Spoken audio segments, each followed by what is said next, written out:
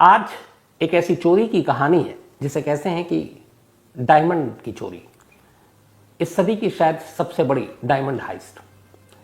एक ऐसी चोरी जिसकी फुल प्रूफ प्लानिंग की गई और इस चोरी का जो मास्टरमाइंड था उसकी तो कहानी कहने ही क्या। इटली का रहने वाला वो शख्स जब छोटा था और कहते हैं कि बिल्कुल बच्चा 2-4 साल की उम्र होगी, पड़ोस की एक शॉप में गया और वहां से कुछ लेकर आना था और वो उस वक्त कई सौ रुपए उस दुकान से चुरा कर ले आया। दुकानदार को थोड़ी नींद आ गई और उसने उसके गले पे हाथ मारा और पैसा ले आया। माँ ने उसे डांटा भी। स्कूल गया तो टीचर के पैसे चुराने लगा, कॉलेज गया तो साथियों के और बाकी लोगों की चीजें चुराने लगा और उसे चोरी करना बुरा नहीं लगता था बल्कि मजा आता था। फिर पता नहीं हुआ कि वो जब गुजरता था कहीं ज्वेलरी शॉप से तो उससे सोने चांदी हीरे बड़ी अपनी तरफ खींचते थे। तो उसने कहा कि ये पैसे वैसे चुराने का मतलब नहीं है, यही गहने चुराओ। उसके बाद उसने इटली के अलग अलग वो शहरों में जाता, किसी एक डायमंड शॉप को देखता, उसके सबसे करीब एक गेस्ट हाउस या होटल में जाता और फिर वहां पर वो खरीदार बन के जाता और उसी दौरान में वो अपनी नज़रों से सब कुछ भांप लेता और फिर जैसे ही मौका देखता रात के अंधेरे में शॉप बंद और वो दुकान पर हाथ साफ कर देता। उसके बाद वहां से निकल लेता, कभी भी एक शहर में नहीं टिका। और उसकी सबसे बड़ी खासियत यह की थी कि चोरी का जो माल है वो हर जगह यूं ही नहीं बेच देता, बस उसके 2-3 बड़े खास भरोसेमंद लोग थे जो उससे खरीदते थे, क्योंकि उसे मालूम था कि चोरी करके तो बच सकते हैं, माल खरीदने के बाद पकड़ा जाना आसान है। तो सबसे ज्यादा वो जो एहतियात बरतता था वो चोरी का माल बेचने की वजह से। धीरे धीरे वो इस खेल में माहिर होता गया और फिर उसे पता चला ऐसी चोरी करते करते कि बेल्जियम में डायमंड का बहुत बड़ा कारोबार होता है, अरबों खरबों रुपए का। और वहां पर बाकायदा एक डायमंड सेंटर है जिसमें रोज अरबों रुपए के हीरे लाए जाते हैं, तराशे हुए, बिना तराशे हुए, बिना कट वाले। इसने सोचा कि कहां इधर छोटी मोटी चोरियां कर रहा हूं, चलो बड़ा हाथ मारते हैं। अब ये बेल्जियम पहुंच जाता है। इस शख्स का नाम है लियोनार्डो बार्टोलो। तो लियोनार्डो इटली का रहने वाला नागरिक अब दुनिया का सबसे बड़ा हाथ मारने के लिए जब इसे सब पता चला डायमंड की चोरी करते करते, इसने कहा बेल्जियम चलते हैं। अब ये बेल्जियम पहुंचा, ये बात है 1998-1999 की। बेल्जियम जाने के बाद पैसे खासे अच्छे खासे चोरी के इसके पास तो थे ही थे। वहां पे एक एंटवर्प डायमंड सेंटर है, कहते हैं दुनिया का सबसे मशहूर और जहां पर अरबों खरबों रुपए के डायमंड होते हैं।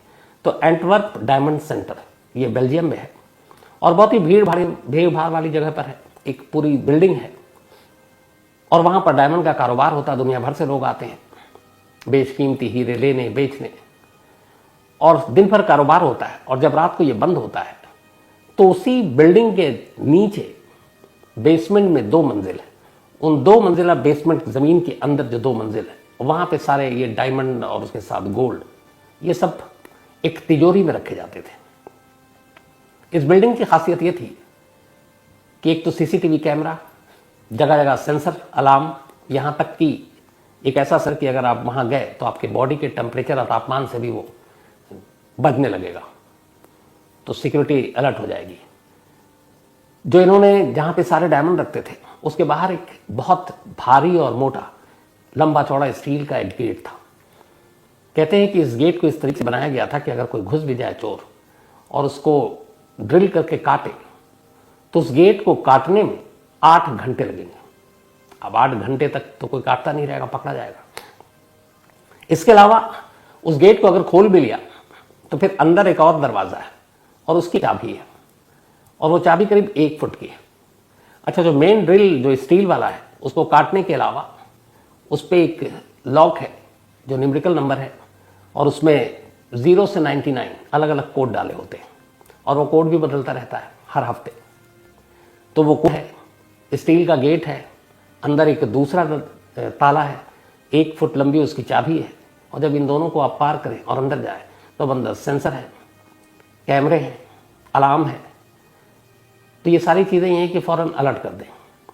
अब इतनी सख्ती के बाद कोई इस तिजोरी तक कैसे पहुंचे? इसके अलावा बाहर जो है वो गार्ड है, बंदूकधारी। तो हर तरफ से सख्ती और सबसे बड़ी बात यह कि इस बिल्डिंग में दाखिल होने वाला कोई भी शख्स, चाहे उस बिल्डिंग में उसकी दुकान हो, दो चीज़ें अलाउड नहीं थी, एक फ़ोन और दूसरा कैमरा, ताकि इस बिल्डिंग के अंदर की कोई भी तस्वीर कोई ना खींच पाए और वो उस वॉल्ट की तिजोरी की, ताकि कोई उसका नक्शा बना ले। तो आप कैमरा और फ़ोन ले ही नहीं जा सकते थे। और 2000 आते आते मोबाइल आ चुका था, तो कैमरा और फ़ोन दोनों आप अलाउड नहीं है, चाहे उस बिल्डिंग के अंदर जो खुद बिजनेस बैठे हुए अपनी अपनी शॉप या दफ्तर खोलकर, उनके लिए भी नहीं। अब ये सारी जानकारी लियोनार्डो वहां पर पहुंचने के बाद धीरे धीरे लोगों से घुलता मिलता और अभी तक बाहर से जानकारी हासिल कर रहा है। इस एंटर डायमंड सेंटर के ठीक बाहर एक कॉफी शॉप था। उस कॉफी शॉप में एक जगह पर एक विंडो है, साइड में आप बैठिए और बैठकर आप उस डायमंड सेंटर को निहारते रहिए।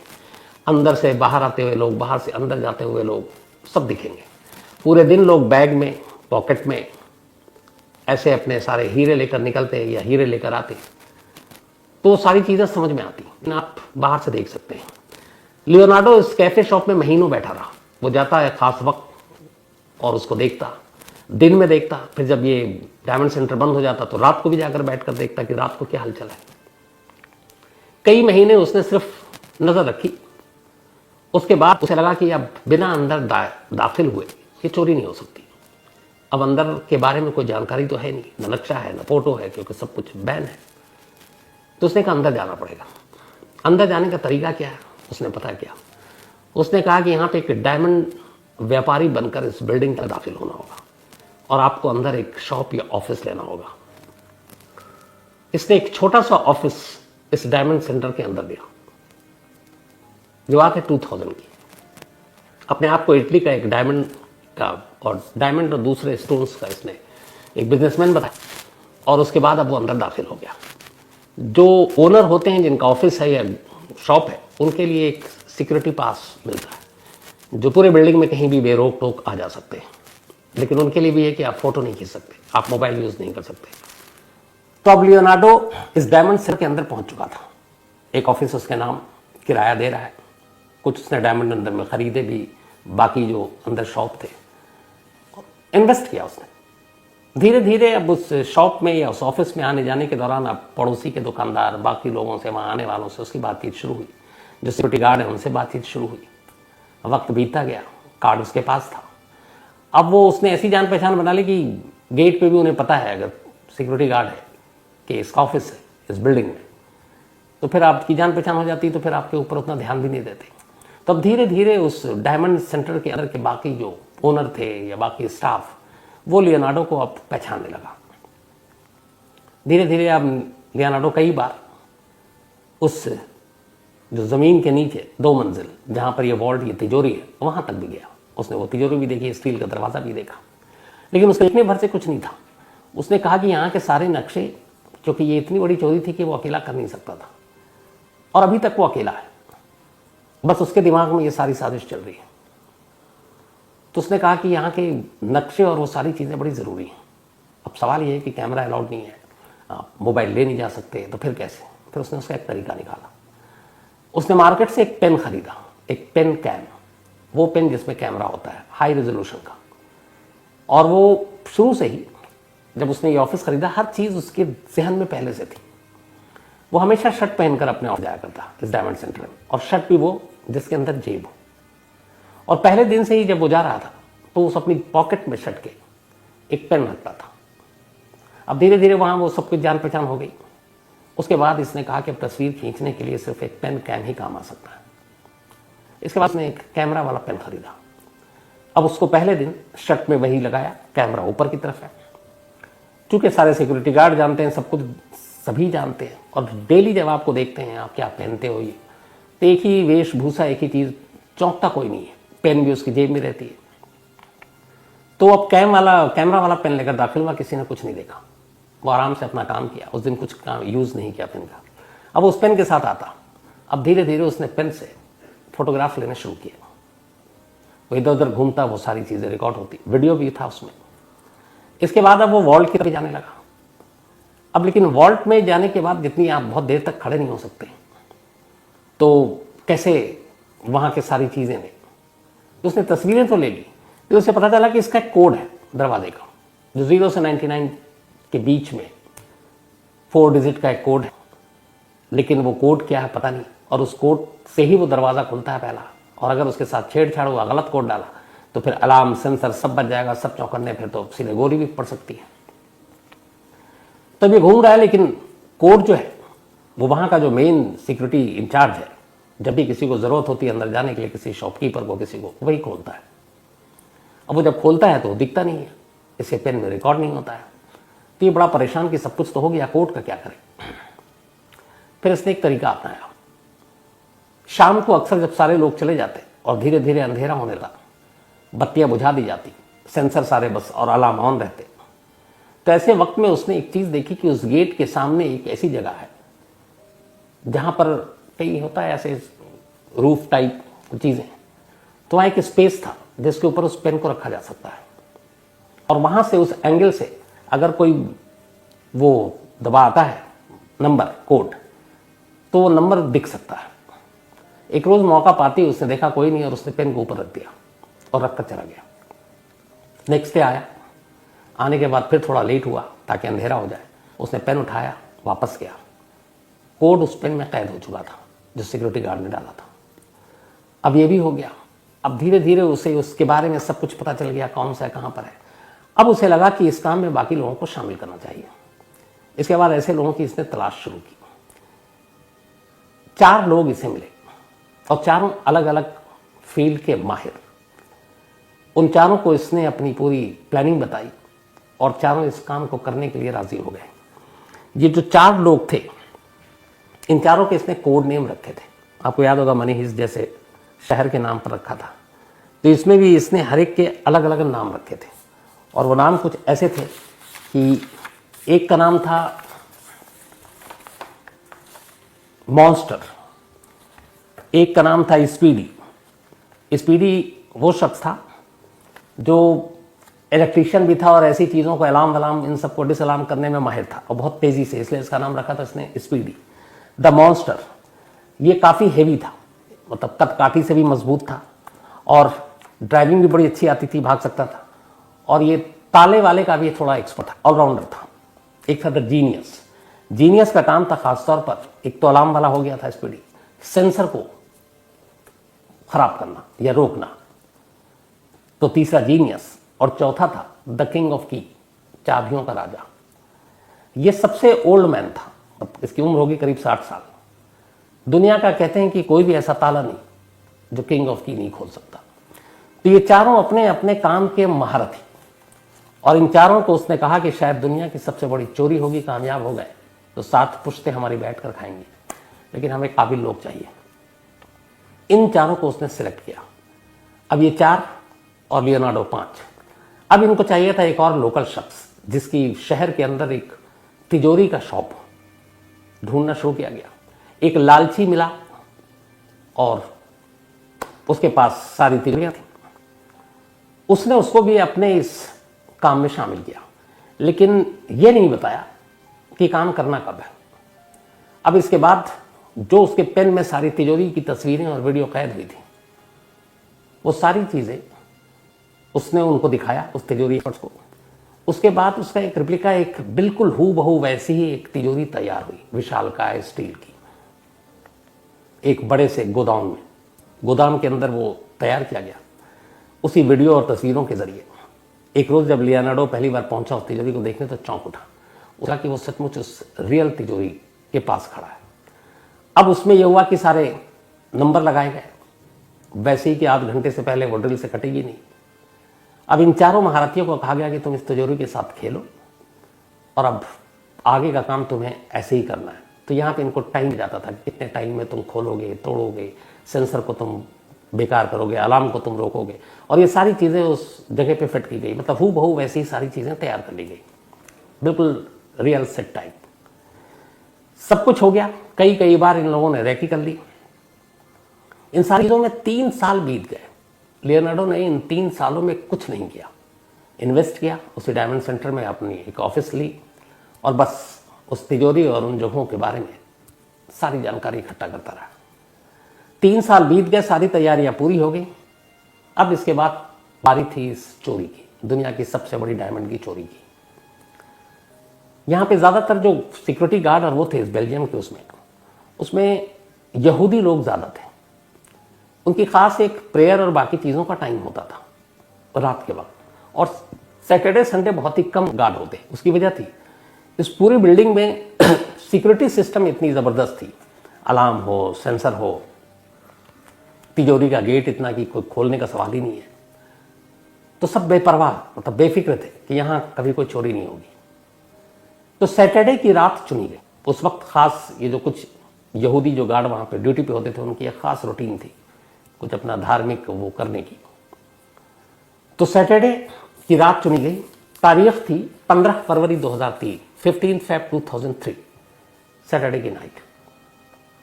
लियोनार्डो ने एक कार ली और उस कार में वो इस बिल्डिंग के थोड़ी दूरी पर खुद बैठा हुआ है। बाकी उसके 4 साथियों को, स्पीडी, द मॉन्स्टर, जीनियस और द किंग ऑफ की, इनको इस डायमंड सेंटर में दाखिल होना है।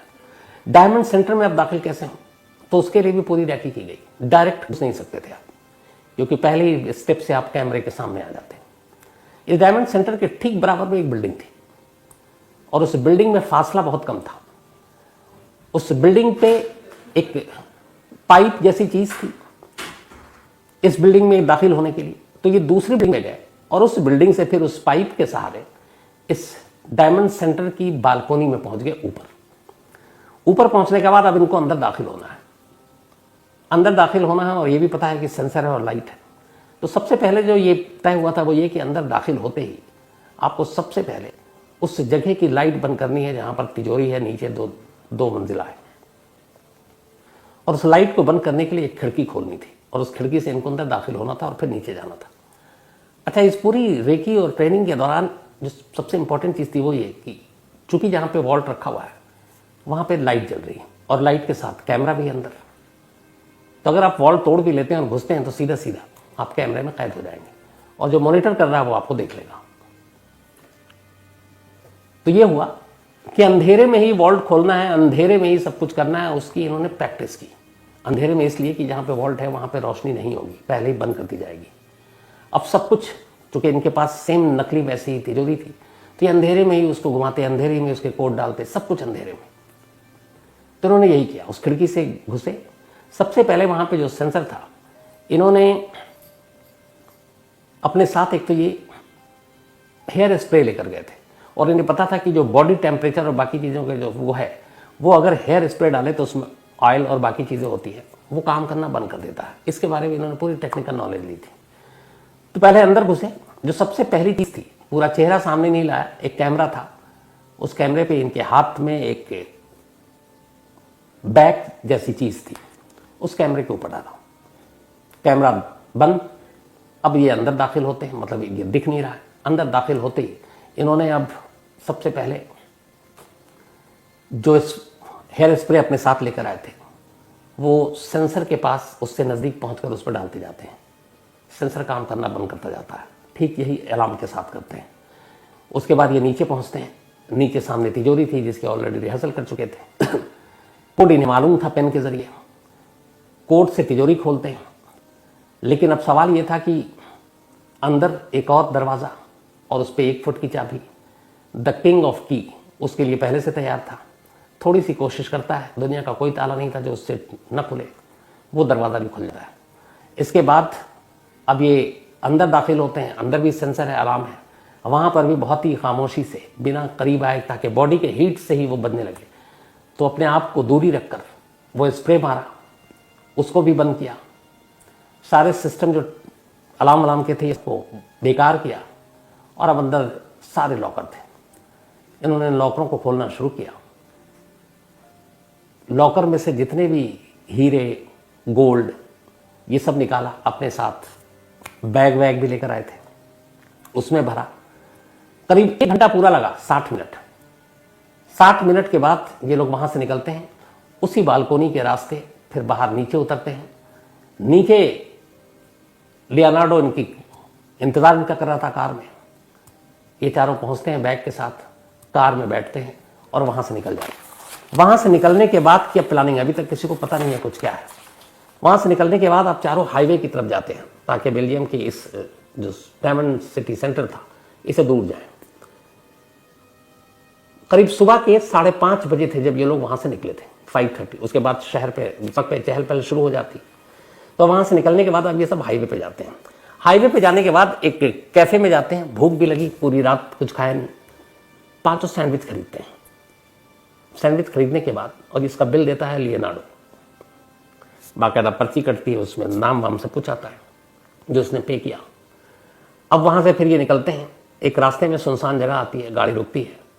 फिर ये तय होता है कि हम लोगों ने जो चोरियां की हैं, चूंकि चेहरा भी ढका हुआ है सब कुछ, तो जो कपड़े पहने थे, अच्छा अंदर जाकर कोई डीएनए या फिर फिंगरप्रिंट ना छोड़ दें, उसके लिए प्लास्टिक के उन्होंने दस्ताने और बाकी सारी चीजें पहन रखी थी। तो कहा उन सारे सबूतों को जला देते हैं ताकि किसी के हाथ कुछ ना आए। तो हाईवे के किनारे एक झाड़ियां जंगल थी, लियोनार्डो और उसके सारे साथियों ने सब कुछ जला दिया। एक इसमें जो शख्स था उसकी तबीयत ठीक नहीं थी, शायद सदमे में था कि इतनी बड़ी चोरी कर ली। तो ये सब जलाकर चले आए। उससे कहा कि तुम भी जला कर आओ। इसने कहा आता हूं। आधा सैंडविच जो है इसने खाया नहीं, वहीं पे छोड़ दिया, और बाकी कुछ चीजें जलाई, कुछ इसने छोड़ दिया। इसको जल्दी भागना था और कुछ घबराहट हो रही थी। इसने कहा इस जंगल में आकर इन चीजों से कौन हमारा पता लगाएगा, और उसने बिना जलाए हुए वहां से निकल गया, चला गया। अब ये लोग सब अलग अलग। अब इत्तेफाक से सुबह हुई, इस चोरी की खबर पूरे देश में पता चला। 8 अरब रुपए के डायमंड चोरी हुए थे, और डायमंड के साथ कुछ गोल्ड थे और कुछ स्टोन थे बहुत महंगे। 8 अरब रुपए, 8 अरब, पता नहीं कितने जीरो लगते हैं। अब हंगामा मच गया। ये लगा कि बहुत सारे बिजनेसमैन तो बर्बाद हो गए। पुलिस ने अपनी जांच शुरू की। सीसीटीवी कैमरे से रात और सुबह के वक्त की उन सारी गाड़ियों को चेक किया गया। तो एक गाड़ी इनको सस्पेक्ट लगी, वही जिसमें ये थे। उस गाड़ियों को खंगाला गया तो पता चला कि ये हाईवे की तरफ गई। फिर उसके जरिए पुलिस उस रेस्तरां तक पहुंची जहां से सैंडविच खरीदा गया। उस रेस्तरां में जब पहुंचे तो पुलिस ने कहा कि जिन लोगों ने खरीदा उसका कुछ है। तो वहां एक पर्ची मिली, जो इन्होंने सैंडविच खरीदी उस पर लियोनार्डो का ही नाम और पता लिखा हुआ था। अब पुलिस उसके बाद उस आगे की गई कि देखते हैं यहाँ पे क्या कुछ है। उन झाड़ियों तक भी पहुंच गई। वहां से इनको कुछ जो नहीं जले थे, तो एक ने गलती की, वो बाकी चीजें मिल गई। वो सारी चीजें उठाई। इसके बाद पुलिस सब सीधे, चूंकि नाम पता मिल चुका था, लियोनार्डो के घर पहुंच गई। वो था, उसे गिरफ्तार कर लिया। गिरफ्तार करने के बाद पूछताछ हुई। वो लगातार मना करता रहा। पुलिस ढूंढती रही। आखिरकार अदालत ने लियोनार्डो को 10 साल की सजा सुनाई। लेकिन पूरे कैद के दौरान उसने एक बार भी अपने बाकी 4 साथियों का नाम नहीं लिया कि वो कौन, और उनमें से कुछ ही डायमंड, मतलब 8 अरब में से पुलिस रिकवर कर पाई। बाकी का आज तक, मतलब 20 साल हो गए, सुराग नहीं मिला। और कमाल की बात यह कि इन 20 सालों में कभी भी लियोनार्डो ने अपने 4 साथियों का नाम नहीं बताया। जब भी बताया, कई कुछ जर्नलिस्ट जेल में उससे मिलने गए, और उस जेल में उसने बहुत सारे लोगों को झूठी सच्ची कहानी सुनाई। लेकिन एक कहानी उसकी कॉमन थी। उसने कहा कि मैं अपने 4 साथियों के बारे में और कुछ नहीं बताऊंगा, लेकिन उनके नाम बताऊंगा। और वो जब भी नाम बताता तो यही बताता, speedy, monster, genius, the king of keys. ये उसने निकनेम रखा था, जैसे मनी हाइस्ट में। बाद में उसने एक और लाइन कही, जब ये कहा गया कि 8 अरब की चोरी की है तुमने। उसने कहा नहीं, मैंने शायद 18-20 मिलियन उस वक्त था, उसके डायमंड थे, लेकिन ये मैंने चोरी नहीं की। उसका कहना है कि एक बड़े डायमंड बिजनेसमैन जिनका अपना शॉप था इस डायमंड सेंटर में, उन्होंने मुझसे ये चोरी करवाई ताकि वो इंश्योरेंस के पैसे क्लेम कर सकें, ये दिखाकर कि कुछ लाख डॉलर के डायमंड चोरी हुए और वो उससे बहुत ज़्यादा पैसे इंश्योरेंस कंपनी से क्लेम कर सके। हालांकि उसके इस जो इल्ज़ाम है उसकी कभी सच्चाई सामने नहीं आ पाई। लेकिन सच्चाई ये है कि आज लियोनार्डो अपनी सज़ा काट के बाहर आ चुका है, बट 4 साथियों का आज भी कोई सुराग नहीं है। बाकी के डायमंड कहाँ हैं, आज भी सुराग नहीं है। और उन पैसों का क्या हुआ, इसके बारे में भी आज भी पता नहीं है। कहते हैं ये 21वीं सदी में हीरे की चोरी का सबसे बड़ा मामला है। तो ये थी आज की कहानी।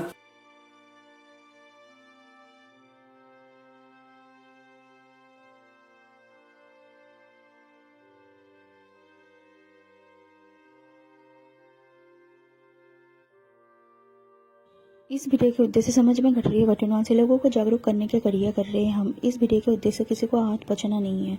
इस वीडियो के पूरा क्रेडिट शाम ताहिर खान सर जी को जाते हैं। दोस्तों आप सब कैसे हो? आशा करती हूँ आप सब ठीक हो। दोस्तों आज के वक्त के जिस दौर से हम जी रहे हैं उसमें आने वाला पल किस शक्ल में हमारे सामने आएगा हमारे में कोई नहीं जानते। अगर हम कुछ कर सकते हैं तो इतना आने वाला पल के कदमों की हाट को जरूर नाप सकते। इसमें हम आपकी मदद करेंगे क्राइम की दुनिया की छोटी बड़ी सारे खबर पहुंचाकर आप तक। दोस्तों वीडियो अच्छी लगी तो चैनल को